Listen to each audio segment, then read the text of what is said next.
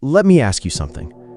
Have you ever stared at your phone, waiting for a text that never came? Have you ever replayed conversations in your mind, trying to find the moment you messed it up? And then, silence. Nothing. They're gone. But here's the truth you don't want to hear. When an avoidant does this, they're never coming back. Here's the problem. You gave and gave and gave. You carried the conversations. You carried the plans. You carried the connection. And they ran. They pulled away. They ghosted.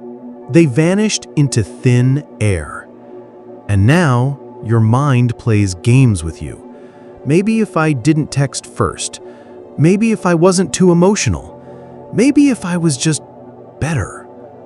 That's the trap of dealing with avoidance.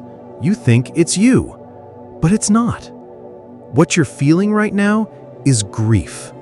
Not just for the person, but for the story you built in your head, the future you imagined, the love you thought was real. And grief is paralyzing. It keeps you stuck. It convinces you that chasing someone who ran away will somehow bring them back. But let me be crystal clear. If they've crossed the line I'm about to describe, they're never coming back. And that's not a curse. That's your freedom. Let me give you examples. Think about sports. LeBron James didn't sit around crying when he lost teammates who didn't want to commit to the grind. He rebuilt, he shifted, he doubled down on himself. That's why he's a legend. Or business. Steve Jobs got fired from Apple, the company he built. Imagine that heartbreak, imagine that betrayal. But instead of begging to be let back in, he created Pixar, he created Next, and when he came back to Apple years later, he didn't come back crawling. He came back as a giant who reshaped the world. Or personal life. Maybe you know someone who was left behind, a breakup that shattered them.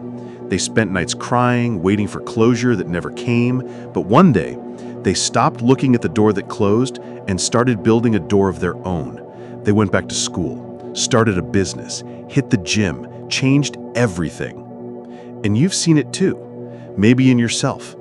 That moment where the pain became so unbearable, you finally turned it into fuel. Because here's the brutal truth. Avoidants don't just leave, they erase. They don't look back. And if you keep looking back at them, you erase yourself too. So, what's the path forward? How do you move from heartbreak to healing, to power? Step 1, acceptance. Say it out loud. They're gone. They're not coming back. It hurts, yes, but it's the first cut that lets the poison drain out. Step 2, redirection. Stop pouring energy into the black hole of silence. Redirect it back into yourself. Gym, journaling, building, learning. Do something, anything, that plants seeds for your future. Step 3, boundaries. This is the hardest one. You must decide. No more chasing, no more begging, no more self-abandonment. Because every time you lower your worth to match their absence, you're burning pieces of your soul. Step 4, rebirth. When you stop chasing avoidance, you discover something wild. The power was never in their hands. It was always in yours. And when you reclaim that power, that's when your energy changes. That's when the right people, the secure people, show up. Because here's the truth, avoidants don't come back, but you do. So if you're listening right now, if you're holding on to someone who's already gone, let this be your wake-up call. Stop staring at the door that closed. Stop replaying the story in your head. Stop waiting for an avoidant to choose you.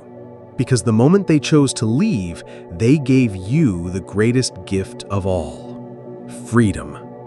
Now it's on you to rise, to build, to stop begging for love and start becoming love. When an avoidant does this, they're never coming back. But you're coming back stronger than ever. Like and subscribe for more life-changing rules, because your future deserves nothing less than your full power.